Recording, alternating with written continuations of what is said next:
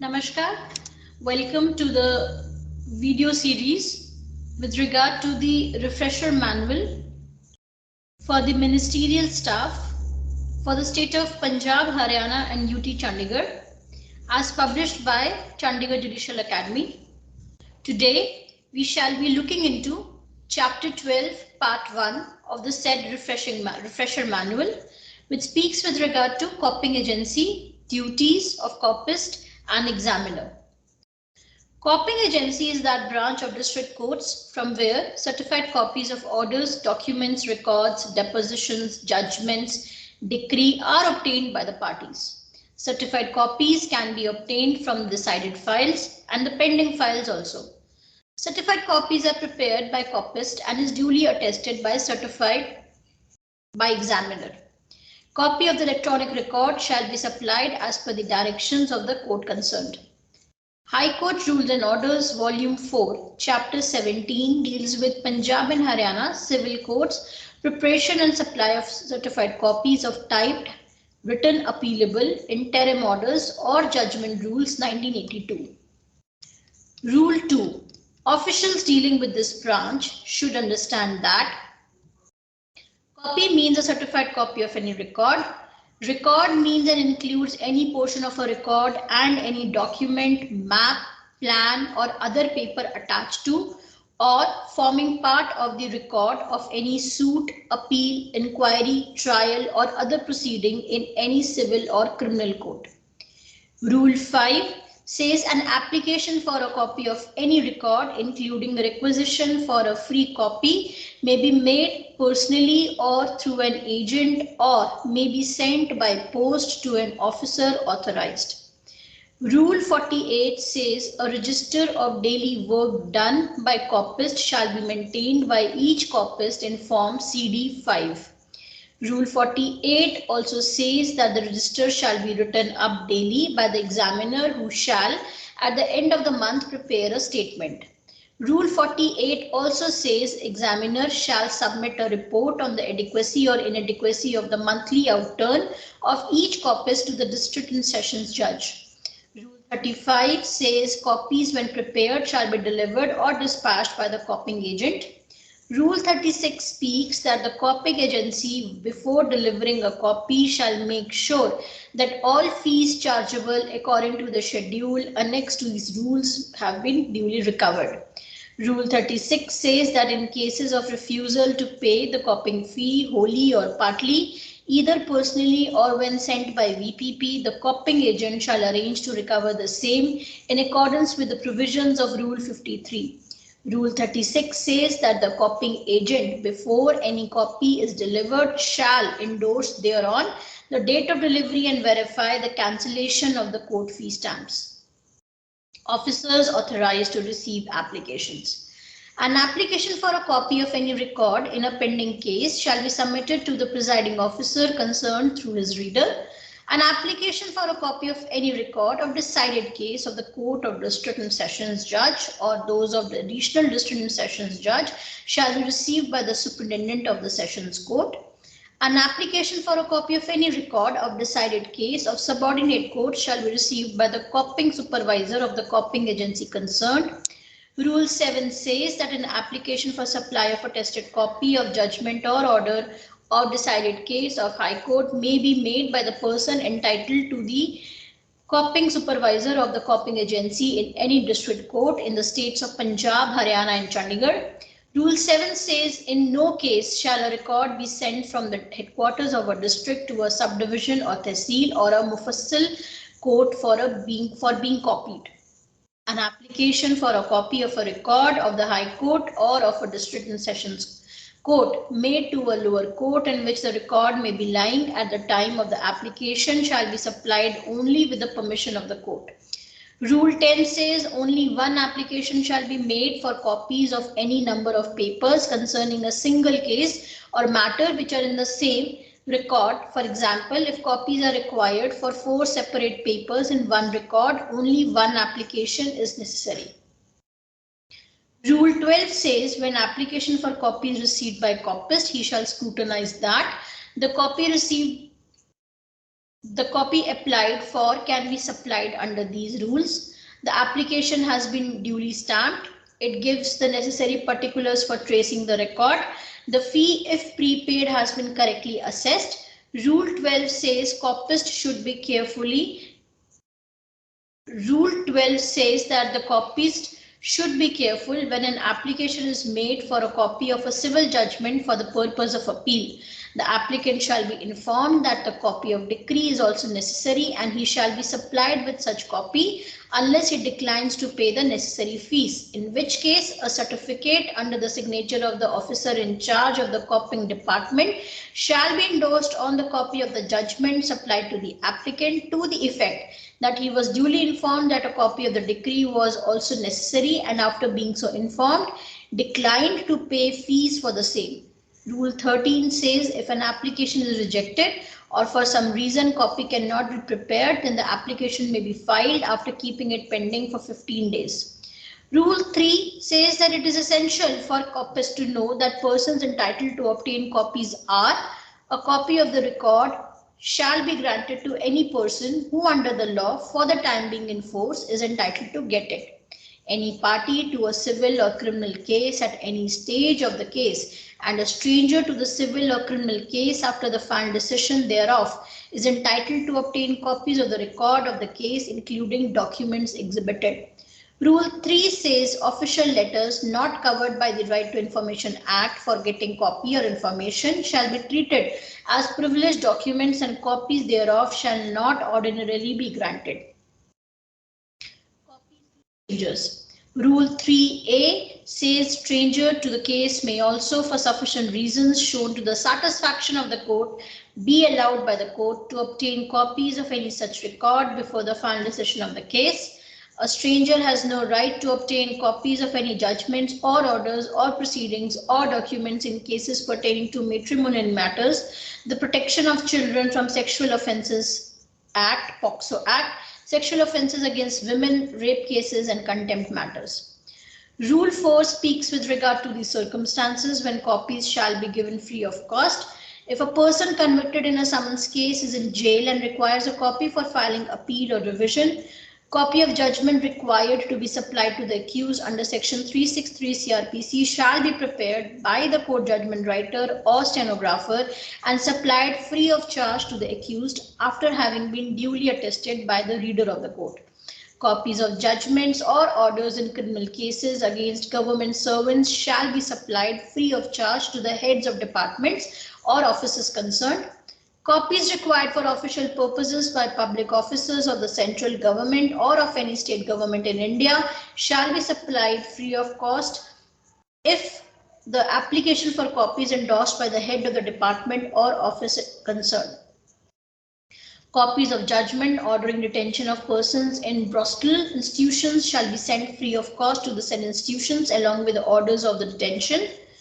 Rule 6 says copies of records required by the Supreme Court Legal Aid Committee, High Court Legal Aid Committee, District Legal Service Authorities and Subdivisional Legal Service Committees constituted by the state governments or union territories shall be supplied free of charge provided that the application for copy is received from the member secretary or secretary of such committees or authorities or any other person so authorized by them. Rule 15 says that it shall be duty of official receiving the application to endorse the date of presentation. In case of urgent application, also the time. Initial the endorsement, cancel the court fee stamp in the prescribed manner. Rule 33, issue receipt of the application in form CD10. Cause the application to be entered in register in form CD2. The serial number of the register to be written in red ink on the reverse of the application.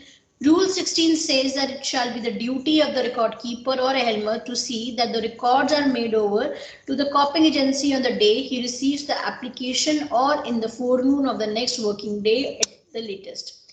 Rule 16 says that the copying agent or file fetcher shall maintain a register in form CD4. Rule 9 says that every application shall as far as possible be in form CD1 and bear a court fee stamp of ₹2 apart from the court fee stamps, if any, to cover the cost of the copy. Rule 9 says full particulars of the record copy whereof is required shall be given in the application so that the record may be easily traced. Rule 9 also says that no application shall be returned unless it fails to give the minimum information required to trace the record. Rule 9 also says that in decided cases, the official receiving the application shall order the copy to be prepared if it is clear that the copy can be supplied as a matter of routine and the application is in order. Rule 19 speaks with regard to the fact that to every copy shall be prefixed a heading containing the name of the court where the case is pending or was decided, name and powers of the presiding officer, case number, date of institution, complete description of the parties, subject matter of the case, in an appeal or revision case, the name and designation of the officer passing the order under appeal or revision and the date of that order. Rule 23 says that after the copy is prepared, the copyist shall enter the number of the application in register CD3, the date of presentation of the application, the name of the copyist, the date on which the copy was completed, the day on which the copy was examined and attested, the number of pages, the cost of the copy as prescribed in the schedule, urgent fee, total recovery, date of delivery. Rule 24 speaks with regard to the time for preparation of copy. A copy should ordinarily be ready by the third working day of the receipt of application, but an urgent copy shall ordinarily be ready before the close of the same day, if possible, or latest by the forenoon of the following working day. Rule 34 says that the copyist shall in no circumstances be allowed access to the record room. Rule 34 also says that the records shall be made over to the copying agent by the Ahmed or the record keeper. The receipts taken in the register maintained in Form CD5. Rule 32 says that the copying agent may deliver copies unattested by the examiner of the record specified in item 9 of the schedule, that is, copy of judgment or order of High Court in decided cases. Rule 17 also says that if the copy required is too lengthy to be copied within the fixed time, or if after sanction of an application for an urgent copy, it is found subsequently not possible to supply the copy within the fixed time, the applicant shall be inquired as to whether he agrees to the application being treated as an ordinary application, and if he so agrees, the difference between the fee paid by him and the fee which would have been payable if the application had been for an ordinary copy shall be refunded. If he still desires to have his application treated as urgent and given priority over ordinary applications, he shall forego all claims to the refund. Rule 38 speaks with regard to the fact that when applicant fails to take copies on appointed day, when the applicant is not present to receive the copy, his copy shall be kept pending delivery for 10 days. After 10 days, the copy with the application shall be filed and the copy shall not be given to him unless a fresh application with a 40 paise court fee stamp is made. In the event of failure to put in a fresh application, action under Rule 53 subclause 2 shall be taken to recover the balance due, if any, against the applicant. If a copy is required to be dispatched by post, it shall be dispatched as soon as it is ready. The copying agent shall maintain a separate register in Form CD11 in which he shall enter the balance of fees recoverable in each case and if fused BPPs, and from which he shall prepare the statement required by Rule 53 subclause 2. 37 speaks about the refund of court fee stamps when tendered in the payment of copying fee shall be allowed in cash in following cases.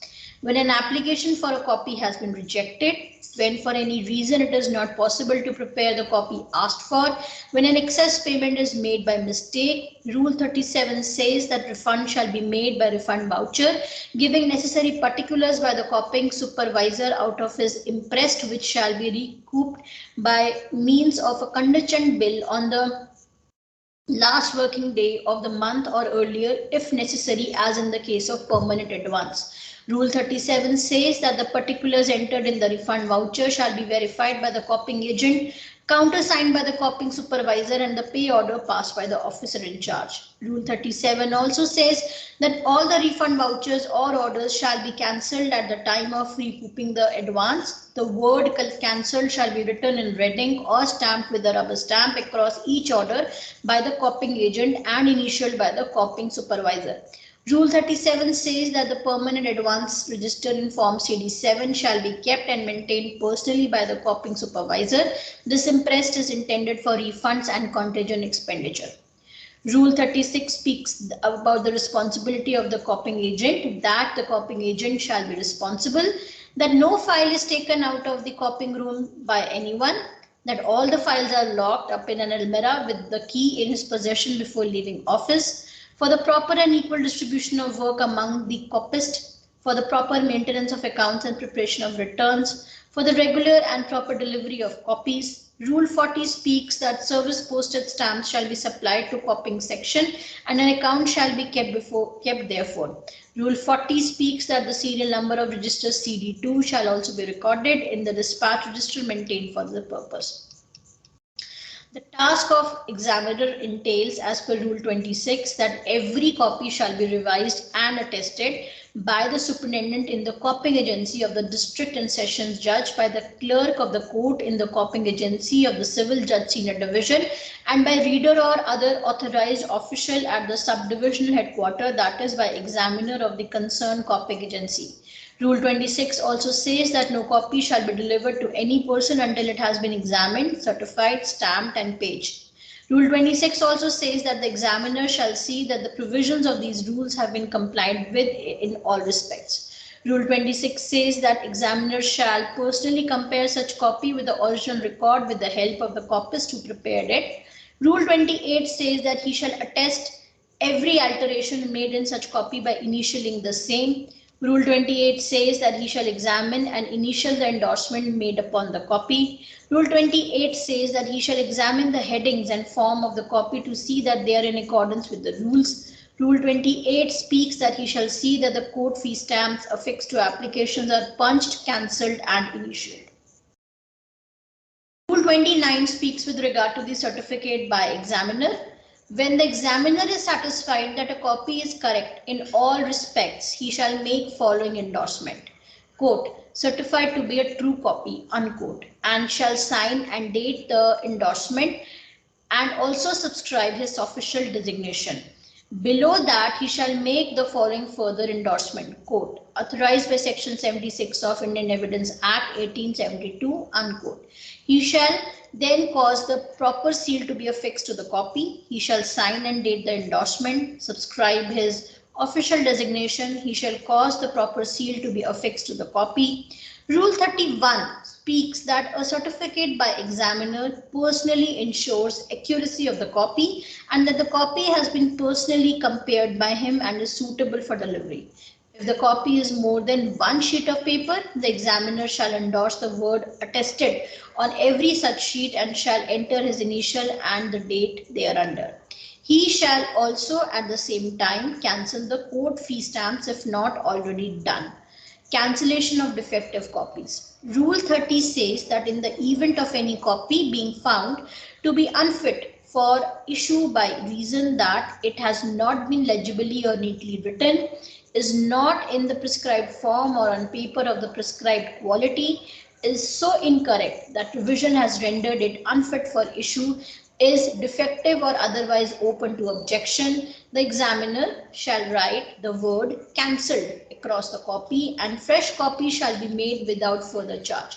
He shall also submit a report against the copyist for his carelessness. Register CD6 guard file, punching and cancellation of stamps. Rule 33 says that the copying supervisor shall maintain a register in Form CD6 for payments received by money order or through VPP.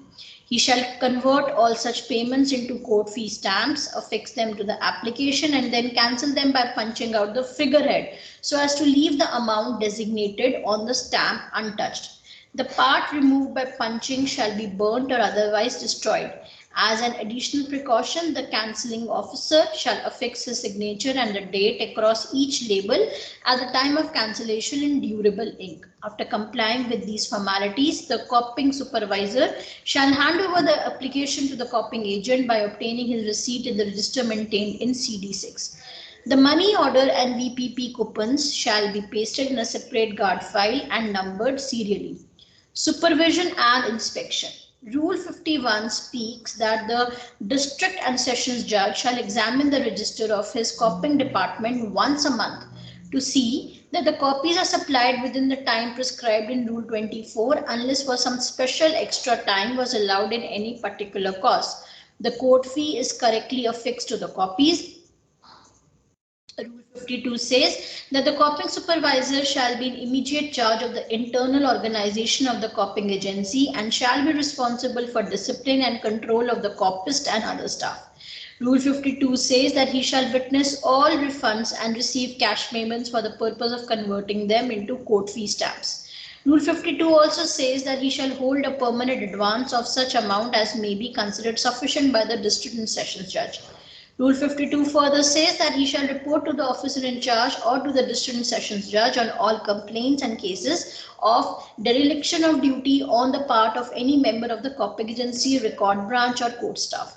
Rule 52 also says that he shall examine registers daily, deal with delays, and whenever he proposes to recoup the impressed, he shall render an account to the officer in charge.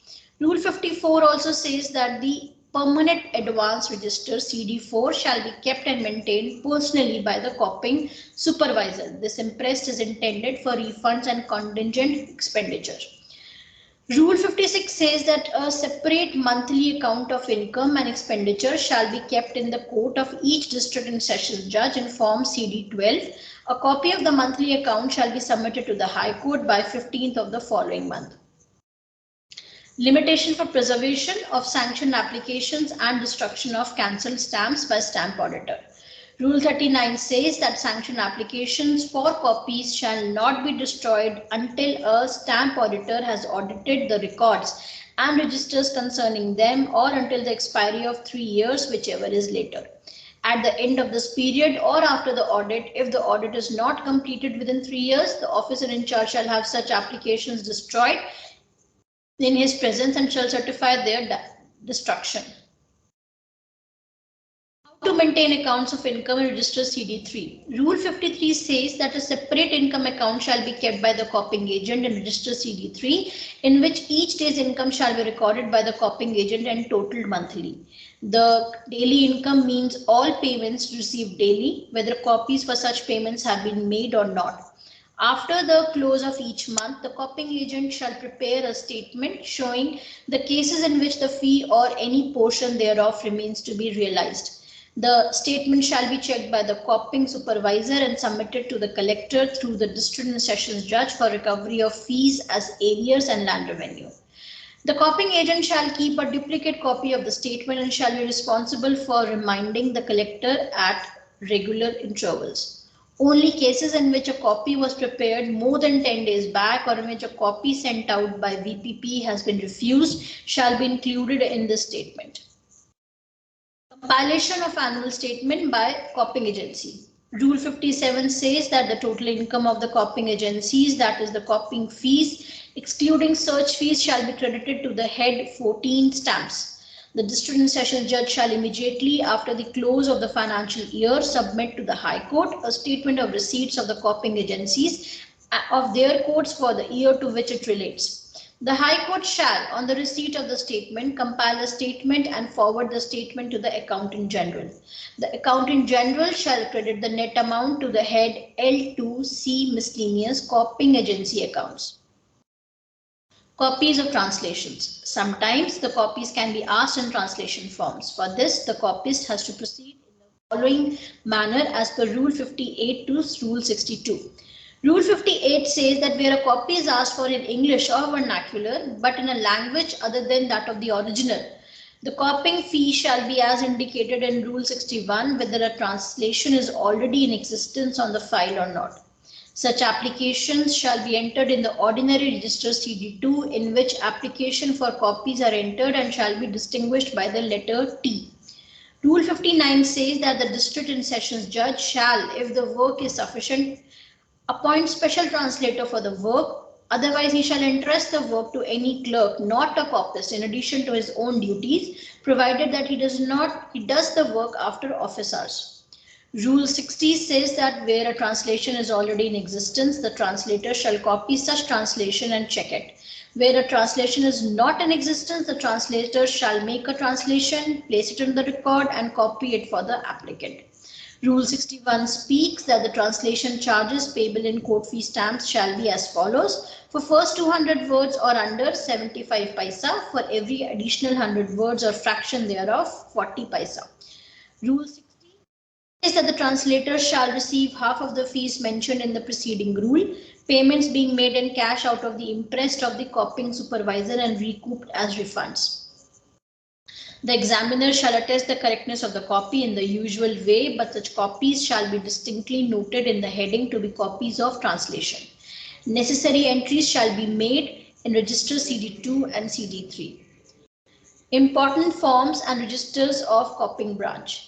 Application form Rule 9 CD1, entry of applications copyist CD2, daily income register of copying agent Rule 53 CD3, permanent advance register Rule 54 CD4, register of individual daily outturn to be maintained by each copyist Rule 48 CD5, register of cash and VPP payments to be maintained by the copying supervisor Rule 36 CD6, file fetcher's handbook of applications received as requisitions for file Rule 16 CD7, register of files issued to and returned from copying agencies to be maintained by the file fetcher, court elmer or record keeper Rule 34 CD8, refund voucher Rule 37 CD9, issue of receipt regarding application copyist Rule 15 CD10, register of VPPs and balances of VDue Rule 38 CD11, register of monthly account of the income and expenditure Rule 56 CD12, supply of copies register senior copyist Volume 4 Chapter 24, Volume 4 Chapter 16. This is all about the copying agency. In the next video session, we shall be looking into the process serving establishment and duties of Naib Nazir Tamil. Till then, Namaskar.